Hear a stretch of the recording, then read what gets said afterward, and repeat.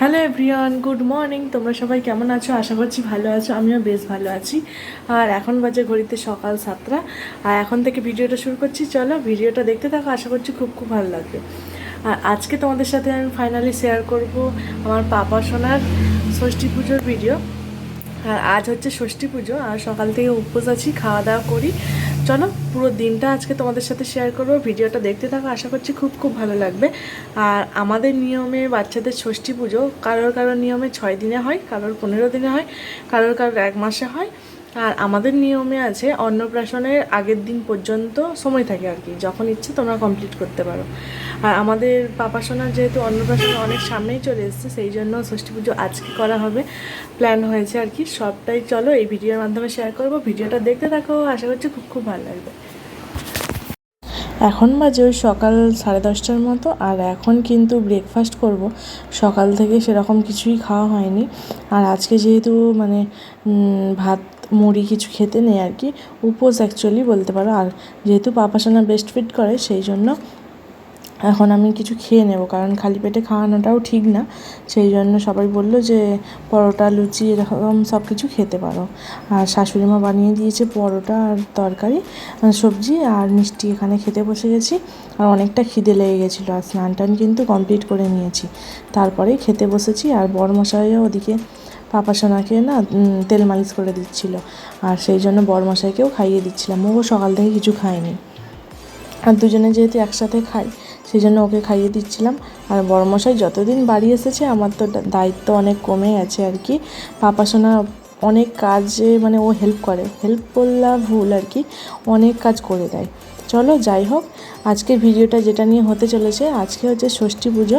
আমাদের নিয়মে যেইভাবে আছে আমি সেইভাবেই তোমাদের সাথে শেয়ার করছি। আর এখন বাজে সন্ধ্যে 6:30 7টার মতো, না সরি বন্ধুরা, 8টার মতো। আর সন্ধেবেলায় আমাদের একটু কমপ্লিট হয়েছিল না, সেই জন্য একটু দেরি হয়ে গেছে। সন্ধেবেলায় পুজোটা করতে হয়, 8টা মানে সন্ধেই। আমি নর্মালি শাড়ি পরে রেডি হয়ে নিয়েছি।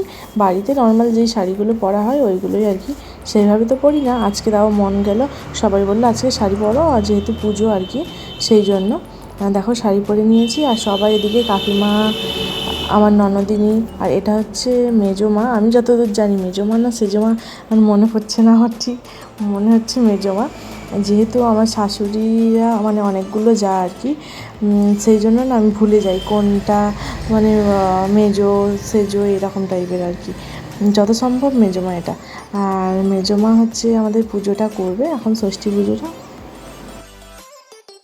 এখানে কিন্তু দেখো অনেক বাতাসা আছে, 10 কেজি বাতাসা। এটা কিন্তু অ্যাকচুয়ালি এই পুজোতে লাগে না। আর আমি মানত করেছিলাম, পাপা সোনার শরীর খারাপ হয়েছিল, সেই কথাগুলো একটা অন্য ভিডিওতে তোমাদের সাথে শেয়ার করবো, ওর কী হয়েছিল না হয়েছিল। আর সেই জন্য এই মানত করেছিলাম হরি ঠাকুরের কাছে আমি 10 কেজি বাতাসা দেবো আর কি, হরিলুট করব। সেই বাতাসাই ভাবলাম আজকে হরিলুট করে দিই।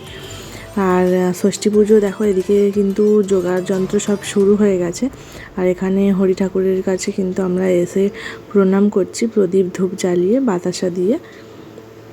আর এখন প্রণাম সেরে এখন যাব উপরে, যেখানে ষষ্ঠী পুজো হবে ওইখানে। আর আমাদের পুরো নিয়মটাই তোমাদের সাথে শেয়ার করব। চলো একটু ঘুমটা দিয়ে, আমি গ্রামের বউ যেহেতু, আর আমি ঘুমটা সাধারণত দিই না, মানে আমার বাড়িতে ওরকম কোনো নিয়ম নেই যে ঘুমটা দিতে হবে। সবাই বলছে যে আজকের দিনে যখন শাড়ি পরবে ঘুমটা দিয়ে ঠাকুরের কাছে প্রণাম করলে ভালো। সেই জন্য আমিও প্রণাম করে নিলাম ঠাকুরের কাছে। আর এখন উঠান থেকে উঠে যাচ্ছি আর কি বারান্দায় আমাদের পুজোটা হবে, ষষ্ঠী পুজোটা। আর এটা হচ্ছে কাকিমা, মানে আমার শাশুড়ির ছোটো যা। আর অনেকেই চেনো না, সেই জন্য যারা নতুন সেই জন্য আমি বলে দিচ্ছি আর কি তোমাদেরকে। চলো এখন পুজোর যাবতীয় সব নিয়ম কানুন সবটাই তোমাদের সাথে শেয়ার করব। আর তোমাদের আশা করছি ভিডিওটা দেখতে খুব খুব ভালো লাগবে। আর এই পুজোতে অনেক নিয়ম কানুন আছে, অনেক হাসির কিছু জিনিস আছে। আমি তো ফার্স্ট টাইম দেখলাম বলতে পারো, আমি না আগে কখনো দেখিনি, এই ফার্স্ট টাইম পাপা সোনার অন্নপ্রাশন মানে ষষ্ঠী পুজোটা দেখবো আর কি। আর এখানে দেখো পাপা সোনা বাতাসা নিয়ে খেলা করছে, বাচ্চা মানুষকে কি বলবো তাই না।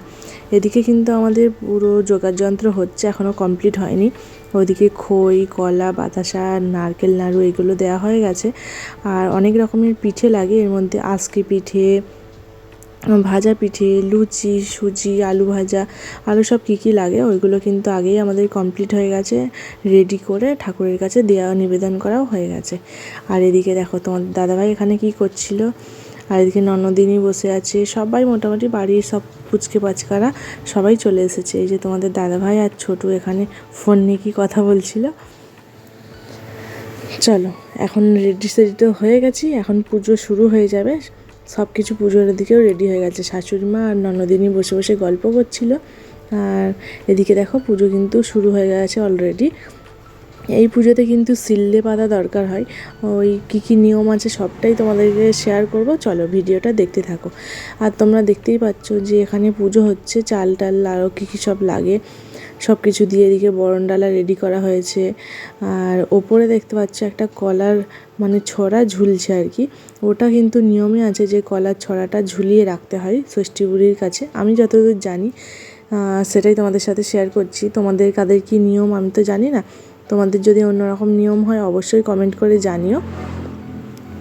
আর এদিকে এখন পুজো কিন্তু চলছে, আর কাকিমা এদিকে শাক কারে বাজাচ্ছে আর কি। আর এদিকে আমার পাপা সোনাকে নিয়েও কিন্তু এখানে পুজোতে বসতে হবে, আর অনেক নিয়মকানুন আছে, কানে সুড়সুড়ি দেওয়া, শাক বাজানো, দোলনায় দোল খাওয়ানো, অনেক কিছু আছে। তোমরা স্কিপ না করে পুরো ভিডিওটা দেখতে থাকো, আশা করছি তোমাদের খুব খুব খুব ভালো লাগবে। আমার তো খুব ভালো লেগেছে, আর ফার্স্ট টাইম সেই জন্য আরোই হয়তো ভালো লেগেছে। আর আমাদের নিয়মে যেইগুলো আছে সেইগুলোই কিন্তু আমি তোমাদেরকে শেয়ার করছি, বারবার এটাই বলছি। আর দেখো এখানে তো আমাদের পাপা সোনাকে শুইয়ে দিতে বললো, আর যেহেতু ওই দিনটা ভীষণ গরম ছিল সেই জন্য জামা কাপড় কিন্তু পরাইনি, শুধু প্যান্ট পরিয়েছিলাম। আর দেখো আমাদের যে জুন ঘাস হয়, একটা ঘাস হয় আর কি দুলপো ঘাসের মতো, ওটা দিয়ে কানে সুড়সুড়ি দিতে হয়। আর ও ভাবছিল আমাকে ধরে কি করবে এই ভেবে না কান্না করে দিচ্ছিল, কিন্তু এমনিতেও কান্নাই করে না। আর দেখো শাক বাজাচ্ছিল, একদম কান্না থেমে গেছে ওর।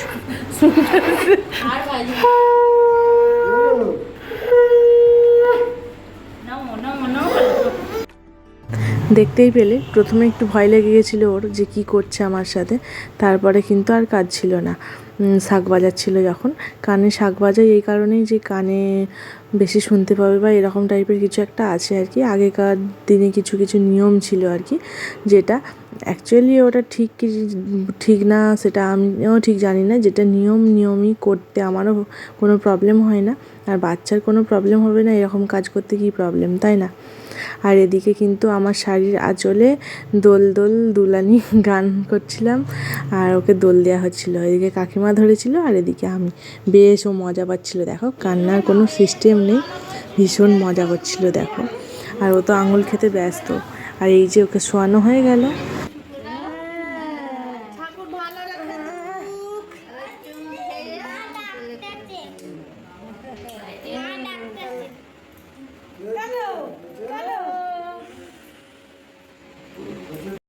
এদিকে তো ও দোল খেয়ে নিল। আর এখানে কিন্তু শিল্লে পাতা লাগে এই পুজোতে, আমি ফার্স্ট টাইম জানলাম, এই প্রথমবার। শিল্লে পাতাগুলো অ্যাকচুয়ালি নাকি বলে মাছ ওই সব কি কিনতে হয়, তারপরে না যাদের বাচ্চা হয়নি এখনও, যাদের ফার্স্ট বাচ্চা আছে তাদের নামে এই পাতা টাতা কিছু একটা তোলে আর কি, ঠাকুরের কাছে এই পাতার নাম করে কিছু একটা করে, আমি যতদূর শুনেছি আর কি, যতদূর জানতে পারলাম। আর এটা সত্যি কি না জানি না, তোমাদের সাথে শেয়ার করছি, তোমরা যদি জেনে থাকো অবশ্যই জানিও।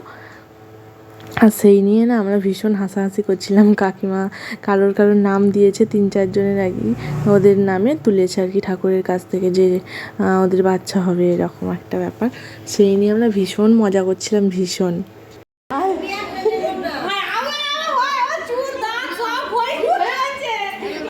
আজকে না ভীষণ মজা করেছি, ভীষণ।